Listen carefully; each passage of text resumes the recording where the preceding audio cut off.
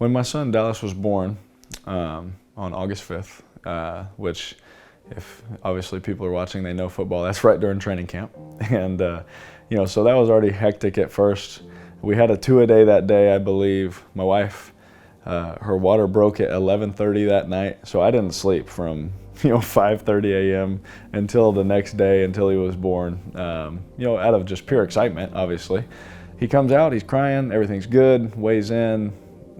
He was a beast, everything. It was all good. And till they take you to another room to recover and to be with him. And we're sitting there, and then he starts throwing up, and it was going like 5 feet. Like he was laying in his little deal, and it was shooting all the way across the room. And I was like, okay, obviously that's not okay. And so I grabbed the nurse. I was like, would you please, I know I've asked you a couple times, but you mind looking at him? Like, he might throw up next time you're in here. And he did.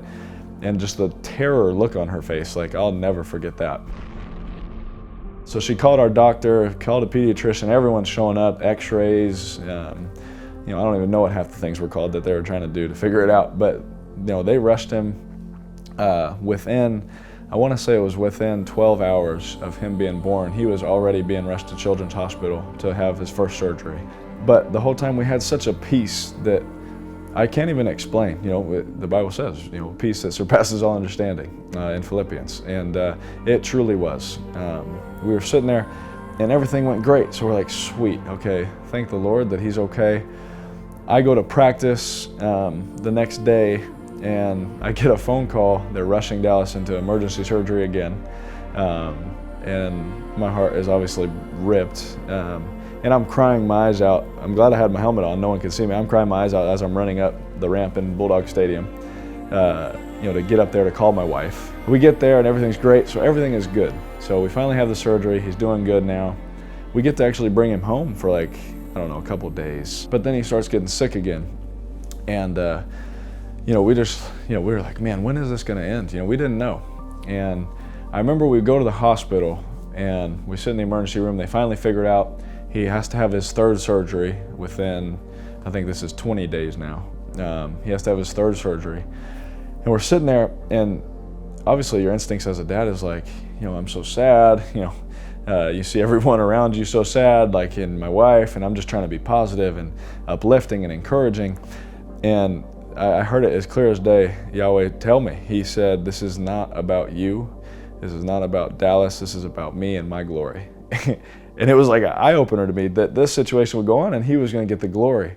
And he was telling me this, and I was sitting there, and I was like, wow, I am being so selfish. Even at a time like that, the Bible tells us, don't be anxious about anything, but in everything, through prayer and petition, with thanksgiving. So it doesn't just say, through prayer and petition and just keep going, it's with thanksgiving. So it doesn't matter what I'm going through, I need to be thankful. So I just began to thank God that I had 15 days with him. And then I started to thank him that I'm going to be able to teach him how to ride a bike. I'm thankful that I'm going to be able to teach him how to throw a pass one day.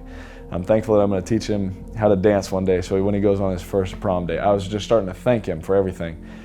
And once I started to do that, the mood changed. Everyone's mood changed. Everyone around. And I just get goosebumps thinking about it now. Just that presence that we felt there. And finally, the surgery was done. It was like a 6-hour surgery, the last one. Why he was having these problems, his intestines were tangled up and they were all jacked up. And why it was so crazy is my wife's water broke 8 days early. And they said if Dallas would have been born on time, he wouldn't have made it. And no one would have known. So we would have gave birth and he would have been dead. It gets me every time just thinking about it now. But we were blessed to go through that situation. God put us through that to grow us closer to him, to rely on him. If we never told him what went on, he'll never know. He'll be able to do everything that he wants. All he has is a scar on his stomach. No one even can notice, but we know it's there. So it's always a reminder for us that just how good he is, how good God is, and to our family in that situation.